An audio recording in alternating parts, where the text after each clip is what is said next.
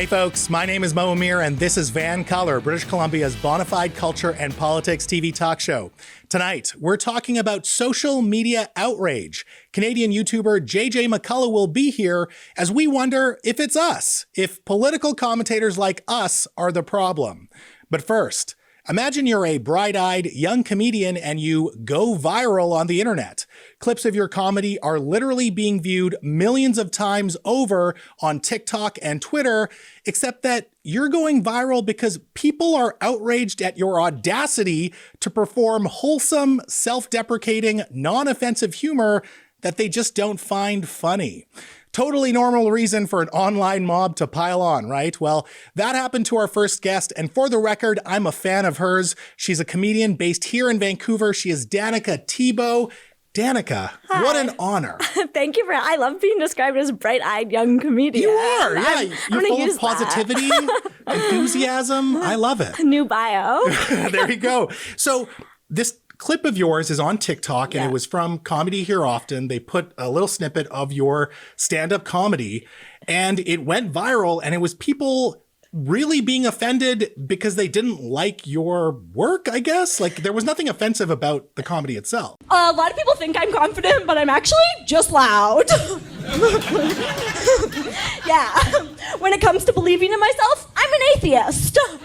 Yeah, it kind of went viral in the worst possible way. I was kind of the Rebecca Black of comedy for about 3 weeks. Right. And kind of found the exact audience designed in a lab to hate my stuff, which is actually kind of funny. But I'm actually just loud. Yes. Yeah. I'm going to hurt myself really, really bad. And it's going to be your fault. It must be so weird because you're fairly new to comedy in the relative scheme of things, right? And you're just putting, your work's out there and it's not really offending anyone. It's just people don't find it funny, and yet they feel this urge to dump on you in droves. Like, is that something you could ever really prepare yourself for? It was weird. I feel like, in a sense, I was not prepared for this scale. But I was like, okay, I wasn't ready for that, especially off such a short clip. When those things get posted, you're like, this will just disappear into internet purgatory forever. But watching comedy growing up, on YouTube, I always remember being like, okay, female comedians get a lot of flack on these digital platforms. So in a sense, I wasn't too surprised. Being a female comedian, you're never surprised by certain comments on videos, especially TikTok, where it's like, women aren't funny. Where was the funny? Sit down comedy. There's a whole dictionary of very common. And so there is an element of sexism because as far as stand-up comedy has existed, there have been plenty of men who are also not good at it. Yes. And they don't seem to get the same sort of pile on as, Amy Schumer. I know my favorite comic, Whitney Cummings, even got a lot for her last special. And you just don't see male comics kind of get that same vitriol. And I've always just thought, if you don't like something, watch something else. Why do you have to be so angry? Yeah, it's a very strange phenomenon. And I think on TikTok, I think a lot of comedians, men and women, get hate. I think TikTok's a big place for trolling, and so is Twitter. But I definitely don't think you could look at something like this, the scale of it, and not factor in a bit of sexism.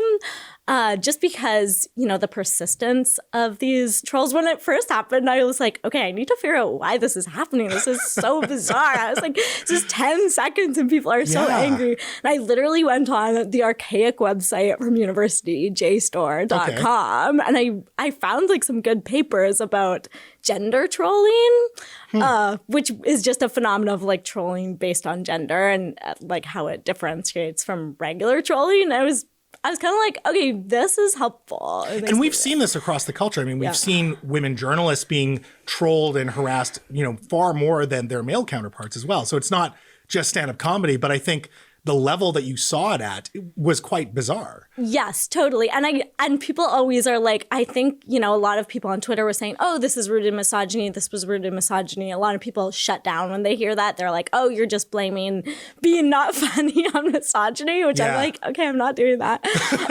Sorry. You are funny, for the record. You are very funny.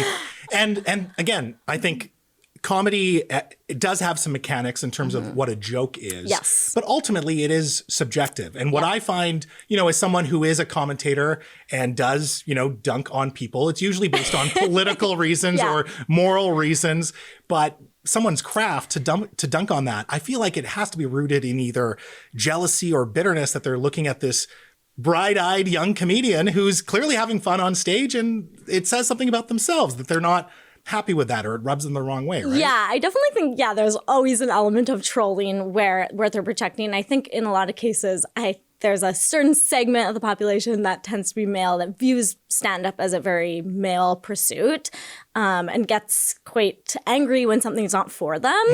I think my comedy is very girly and definitely not. The audience isn't a bunch of straight guys wearing backwards hats. Hey, I'm there front row with my backwards hat, Danika. Come on. When I see a backwards hat in the audience, I'm like, no, please no. So I think when they see something, instead of scrolling past, as I think a lot of women would when something's not for them, they get really angry about it. What would your advice be to someone who is putting themselves out there? Because that's what the internet is, right? Yeah. Even myself, you're putting yourself out there, you're going to get feedback that you never asked for. If someone is in your position, how did you come out the other side? Because you're still performing, you're still doing your thing. What would you tell people if they were ever find themselves in that position that you were in? I mean, it's so funny for me because stand-up's a live medium. So really, it affected me emotionally, it affected me a bit. But I was it kind of affected me not at all. I still do stand-up live all the time. And people are like, oh, we got her, she's offline. I'm like, no, I'm doing a ton of shows. So I would say if you can kind of ignore it, don't read the negative comments about yourself. You get one day of reading the negative comments about yourself, then cut yourself off. Smart. But I would say just keep going, learn what criticism to take and what criticism not to take. It's pretty easy to filter out valid criticism and not valid criticism. Absolutely. And keep going. Danika, this was a pleasure. Thanks so much. I'm glad that you're still doing comedy because like I said, I'm a fan. I love your positivity. I love your enthusiasm. And I look forward to seeing more of you in the future. Thank you so much. Absolutely. Folks, that was Vancouver-based comic Danika Thibault, and we're going to record some overtime together, so be sure to find This Is Van Color wherever you listen to your podcasts. Now, after some business, Canadian YouTuber JJ McCullough and I are no stranger to riling up people on the internet with our political commentary. So, does that make us the baddies? Maybe. We'll talk about it up next.